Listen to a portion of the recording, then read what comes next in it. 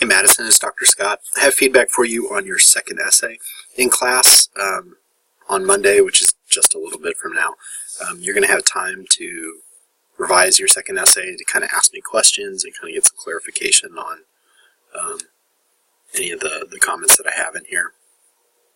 So what I'm going to do is I'm going to kind of go through the major criteria for this assignment and discuss how you did on those criteria, and also go from beginning to end and kind of chat about excuse me, the feedback that I have that I think can help you revise this essay and get it where it needs to be. There's one thing that you do so well in this essay that I'm really proud of you in your ability to talk about details. It's wonderful the kind of details you're able to draw out. As far as how you're organizing your thoughts or coming up with a thesis statement, that's where some work is needed, and also I think in how you're integrating sources, that also needs some work. So there's definitely some great stuff to build upon. So I'll kind of going through your paper, let's say on the first page, the thesis statement is like a really important issue to think about, and I have a few comments that you'll be able to see on Blackboard that'll be at the side of the, I'll take this over here so you can see it, so you'll be able to see that stuff over there on the right. Those are just notes for me to remind myself, but they should be helpful to you as you revise.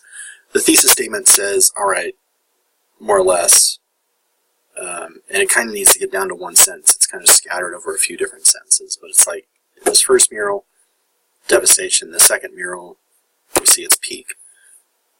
What are we with that contrast? Like, what are we supposed to think about the town?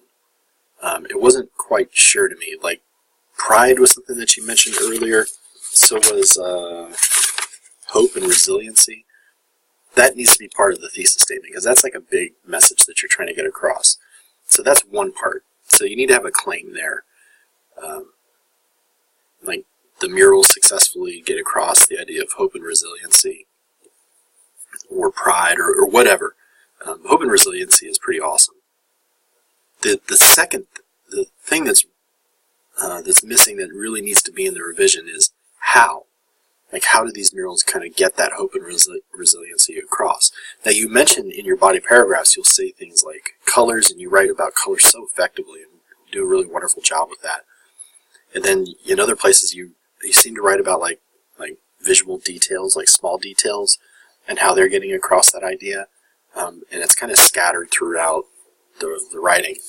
But that needs to be a part of your thesis statement. So, like, they get this hope and resiliency message across through the use of colors and visual details, or whatever other method you think they're using to get hope and resiliency across. That needs to happen with the thesis statement. If you're not sure what I'm talking about there, let me know and I can help you figure that out.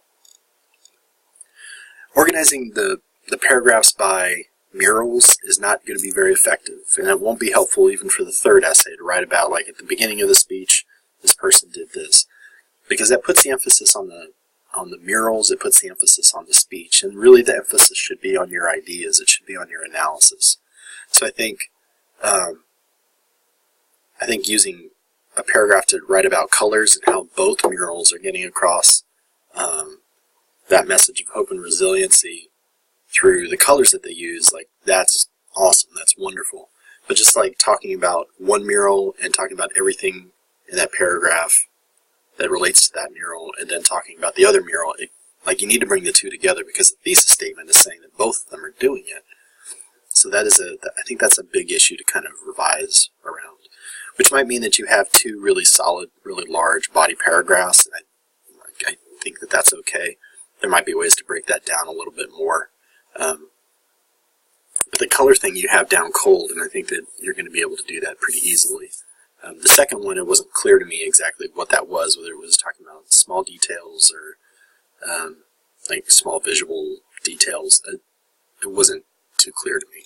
But there should be a paragraph where you're talking about the different methods that the murals are getting that message across, not a paragraph about one mural and a paragraph about another mural. And that's an idea I kind of come back to a few times. Another big issue for this assignment, like another criteria that I'm looking at, is excuse me, organization. And so you want to have like a reason for why you have your paragraphs in the location that you have them. So if you go from colors to visual details, there needs to be a reason why you're going from one to the other. And it wasn't clear to me like why we were going from one mural to the other than it was just like time. Like the 1930s mural came before the 1940s mural. But again, that organization isn't going to work too well in the revision. You'll need to have some kind of colors, like you organize it by the method that the murals are trying to get their message across. Okay, so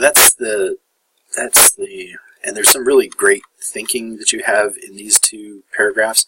It needs to get into those earlier body paragraphs so that you have a paragraph that's all about how the colors are trying to get an idea across in the murals, that hope and resiliency idea, and then like you're discussing, doing that correlation stuff within those paragraphs.